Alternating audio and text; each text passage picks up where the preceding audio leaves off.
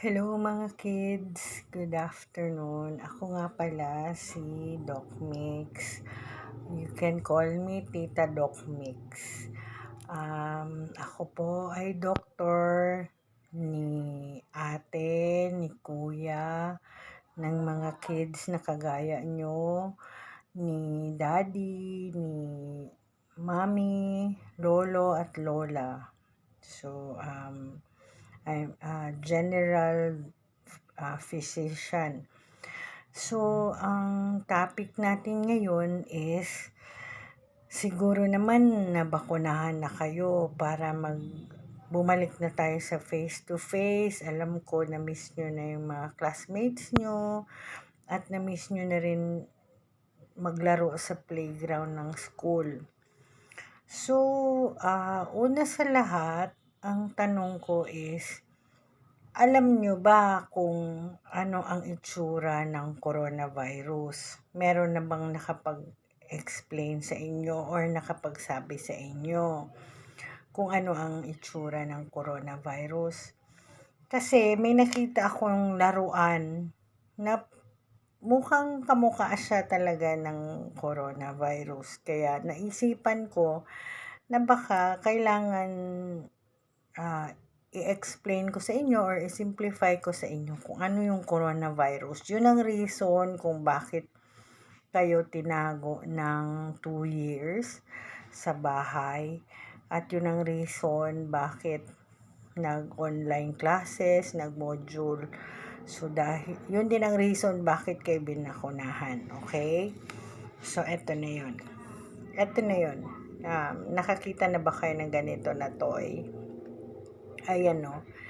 Ang coronavirus, ganito talaga ang itsura niya. Marami siyang parang hoax, ganyan, na kung saan itong ginagamit niya para dumikit sa katawan natin. So, baka narinig nyo na marami ng klase ng coronavirus.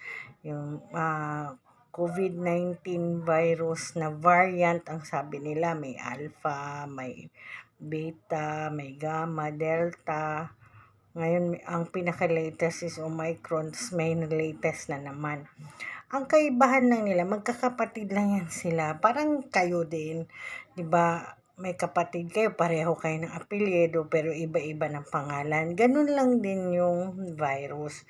Ang kaibahan lang nila, yung mga pangalan nila, nagbe-base sa mga features nila. Like, may isang variant na marami siya masyadong ganito, yung pandikit. Ganyan. May isang variant din na kasi dito sa parang nagsasak ng yung kung saan dumidikit dito sa surface, marami silang parang glue na nakadikit dyan. So, ibang pangalan na naman siya. Ganon lang yun siya, kids. So, ganito talaga ang itsura ng ating coronavirus.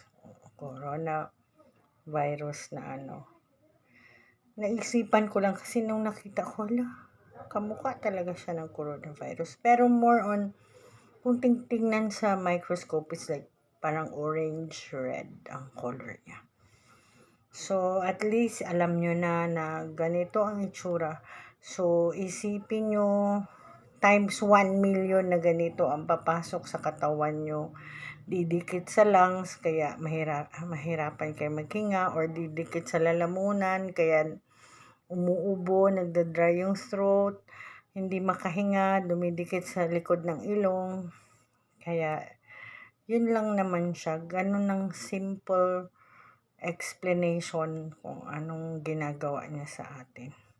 So, sana medyo may natutunan kayo ngayon, kids.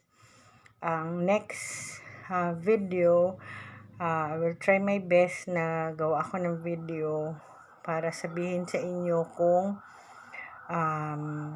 paano ano ang effect ng vaccine sa katawan natin para dun sa mga hindi pa brave na magpa-vaccine, maintindihan niya na para din yun sa protection niya. Para makabalik na sa school, mag face-to-face na with your classmates. Yun lang po. Good afternoon. This is Tita Doc Mix. Hope to see you again in my next videos. Please like, share, and subscribe. Bye-bye for now.